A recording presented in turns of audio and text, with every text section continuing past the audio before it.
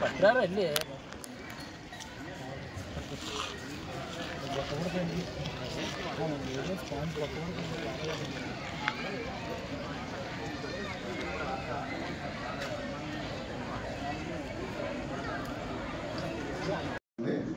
పర్వాత విషయం ఇన్స్పెక్టర్ అండి నేను నిన్న సాయంత్రం మాకు ఒక వచ్చిన ఫిర్యాదు మేరకు ఒక బాలిక పట్ల విద్యార్థిని పట్ల ఆమె చదువుతున్న దగ్గర ఒక అసభ్యంగా ప్రవర్తించాడన్న ఫిర్యాదు మీద వెంటనే తక్షణమే స్పందించి కేసు అనేది నమోదు చేశాను.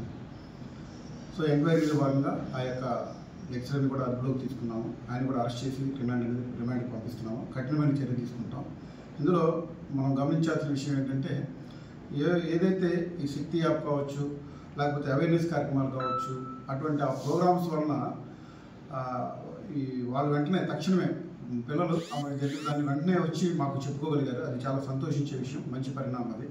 సో మా గౌరవ సూపరింటెండెంట్ పోలీసు ఎస్పీ గారు ప్రిన్స్ సిన్హా సార్ గారు, అదేవిధంగా ఇతర అధికారులు అందరూ కూడా వాళ్ళు ఇచ్చినటువంటి దీంతో రెగ్యులర్గా అవేర్నెస్ కార్యక్రమాలను మనం నిర్వహిస్తూ ఉన్నాం. సో అందులో అటువంటి కార్యక్రమాల వల్ల ఈరోజు ధైర్యంగా పిల్లలు ముందుకు వచ్చారు. ఇది చాలా గమనించాల్సిన విషయం, గుర్తించాల్సిన విషయం. ఎవరైతే ఉన్నారో వాళ్ళ మీద కఠినమైన చర్య అనేది మేము తీసుకుంటాం. చట్ట ప్రకారంగా అన్ని పూర్వాపరాలను కూడా విచారిస్తాం. తప్పనిసరిగా అన్ని రకాలైనటువంటి యాక్షన్ అనేది తీసుకుంటాం. అది మేము పూర్తిగా విచారిస్తాం, చెప్తాం మీకు. అంటే ఇది పోక్సో కేసు కింద కూడా నమోదు చేసాం మనం. కాబట్టి ఏంటంటే మనం వివరాలు అనేవి కొంత గోప్యంగా ఉంచాల్సి ఉంటుంది. దర్యాప్తు కూడా ఉంది కాబట్టి పూర్తి స్థాయిలో మనం ఇంతవరకు మన వివరాలు చెప్తున్నాం. దయచేసి మీరు కూడా మాకు సహకరించగలరు.